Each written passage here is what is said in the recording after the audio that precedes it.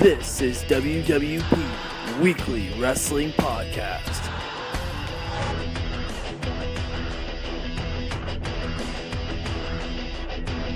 Here following Alpha-1 Wrestling with the world-class Maniac. I'm here with Eric Young. How's it going, man? It's going real good, man. Yeah, all the hard work's done for today. Yeah. Making your Canadian return over the past little while, Crossfire. You faced Cody Deaner, Congo Kong, returned to Destiny, made your Destiny World Wrestling debut, pile driving Stone Rockwell, and then here tonight, Alpha-1 Wrestling debut, Hacker Scotty O'Shea Alpha Male title match. It's been a heck of a run here. I'm a busy man.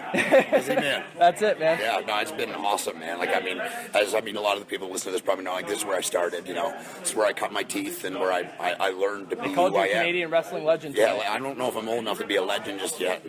It's kind of like, it's like one of those underhanded compliments, you know what I mean? Like, man, you're a legend. I'm like, English people telling you you're a legend. Like, they say that, that's like a saying, but if you're a legend here, it's like I feel like I'm an old guy. I am old, but not that old. You don't want to be that old, anyways. Not yet. Talk a little bit about here, Alpha-1 Wrestling tonight, Scotty O'Shea, Alpha Male title, a big main event match. Yeah.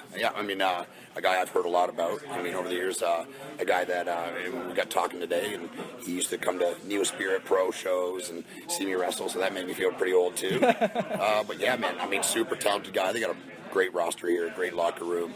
Did a seminar. A lot of the young guys are incredible. This is Ontario's always been a hotbed for pro wrestling, and I've said it on Steve Austin's podcast. I've said it on other podcasts.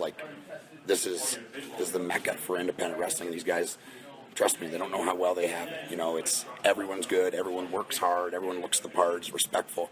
This is a cool place to be starting. And I don't mean this with any disrespect to the United States independent wrestling scene, but I truly believe that the Canadian independent wrestling scene is the top of the crop. It is insane how much talent is in a small space. Yeah, I work both. I live in the United States. Mm-hmm. I work all over the United States, and I work here, and I'm telling you, I would put the top 10 guys here against the top 10 anywhere in the world. Tuesday, January 5th, PopTV, TNA Impact Wrestling debuts on a new channel. Talk a little bit about that. Yeah, big move for TNA. That's it's a huge step up. Destination America treated us very well. But the logistics of it is they're a small network. They're good to us for a year, and we did very good business for them. And I think we increased their overall viewership by 26% in 1 year. Wow. That's unheard of in television. Wow. Solid ratings, ratings have held or even gone up over the last, 6 to 8 weeks. So I feel like we got good momentum.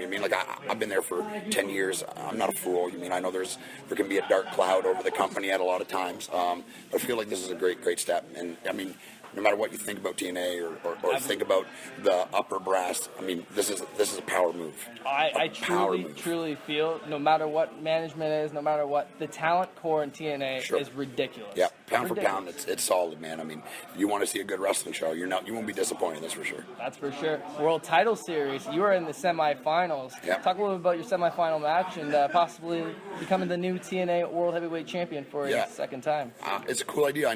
They took a lot of the aspects of the G1, which is a thing that I've loved for years. Everybody loves as a wrestling fan. Yeah, I'm a wrestling fan. That's why I'm in wrestling. Exactly. I've been a wrestling fan since I was 5 years old. I still watch it, pretty religiously. Every day pretty much I watch wrestling. And I thought it was a cool idea. You got to see guys in another light. A lot of guys given a chance and given a part of the spotlight that maybe they wouldn't have. And it's there's good intrigue in a tournament like that. The numbers and watching the standings and week to week, getting different closer and getting closer. And whatever the case may be. I thought it was a super cool idea by them, and a bit of a risky move, and I think it's paid off. I know the ratings have been very, very solid for a show that's driven basically by wrestling. Mm-hmm. Yeah. The piledriver, it's something you use in your arsenal quite a bit. Talk a little bit about the piledriver. It's pretty much a banned move anywhere else. So talk a little about the piledriver and why you use it. I've loved it. It's been a move that I've used since I started in I guess 97, 98 is when I first started wrestling, and I've always used it. I think it's part of it's almost like what's old is new again. I was gonna say the old school mentality. Yeah, it's to be honest, I'm not gonna knock on wood, I've never injured anyone doing it. I've given it to hundreds of people, maybe thousands. Done it tens and thousands of times, and I would never hurt anyone. Never. I mean, I would never allow that to happen ever in a million years. It's insane because it looks so devastating. It looks so nasty every single time you deliver it. So yeah. you must be doing a great job of what you're doing. I mean, for sure, it's something I pride myself on. I've worked very hard, and I don't do a lot of moves. I mean, I don't have like a huge a moves guy set. I mean, there's things like all kinds of things that I can do that I don't. I mean, like I haven't done one in probably 5 years, but I could do 450s. I used to do shooting star press. I used to do moonsaults. I used to do all that stuff. But that's not who I am now. I mean, I'm especially right now. But piledriver is something that if I'm going to do it, I want it to be the best one. And I would put mine against anybody's. I'm a wrestling fan, you're a wrestling fan. As a wrestling fan, I've been watching you for years on TV, through the scared little guy that was scared of the pyro behind him, the Team Canada days to World Elite, to now what we are, the world-class Maniac. Tell me about your transition as a character throughout the years. Yeah, I mean, that's, for me, I mean, it's another thing I pride myself on is my versatility. You mean, like, okay, maybe I'm not the best athlete or the considered the best talker or considered the best wrestler. I put you up there. But I'm very good at all of those things, I'm terrible at life. I'm terrible at everything. Aren't we all?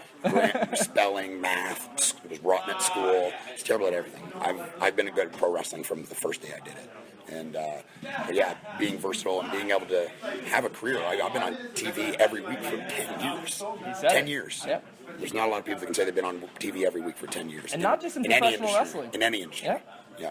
So you're just taking the game by storm right now and continuing to be relevant, man. And that's a hard thing to do in professional Very wrestling. hard thing. Yeah. It's I heard Terry Funk say it, and I think I had just started wrestling. It was probably 98 or 99, and he was doing his run with ECW. He was old. I mean, but he was having these great matches and doing moonsaults and doing these great tags with Tommy Dreamer and stuff. And Terry Funk is a guy that I've always loved. He's one of my favorites.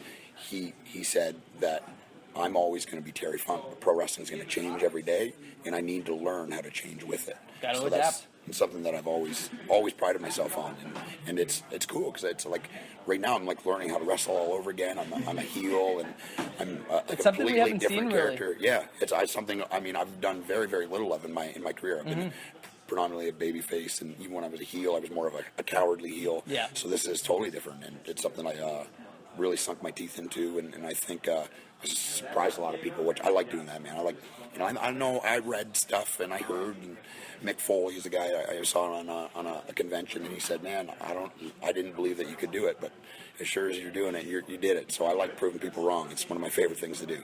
House of Hardcore is a place you popped up. Tommy Dreamer, he's been taken out by you quite a few times. Talk a little about House of Hardcore and what you've been doing there. I mean, there's no secret. He's a genius. I mean, he's a pro wrestling mastermind, knows wrestling maybe better than anybody. Like a guy, like his opinion in wrestling, I respect more than almost anybody. What an amazing mind for the business. Amazing. Like, and the truth is I don't think people even know half of how good he is.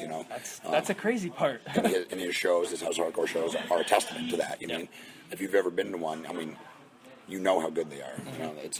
I've been the one in House of Hardcore 9 in Toronto, so yeah, I can be attest to that. I wanted to be on that. I know they got Rude to come up and do it, and I heard the crowd was great, and it was 114 degrees in the building, and so hot, nobody left. But yeah, cool atmosphere, and I mean, all the guys love working there. That's a rare thing.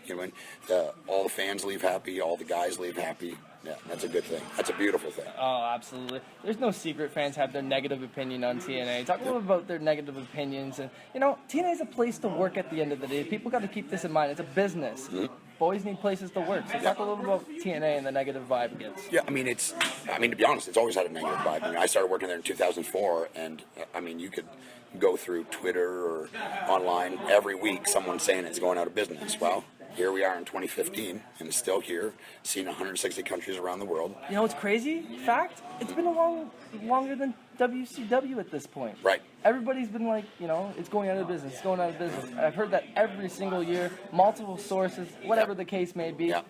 There's your sources. There is no sources. Yeah, and the unfortunate thing with that is pro wrestling writers, there's no ramifications for these guys reporting this thing.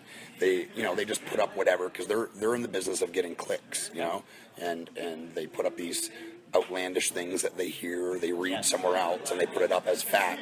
And then it comes out, according to some of them, we were canceled in October. Well, it's December, and we're still on air on Destination America.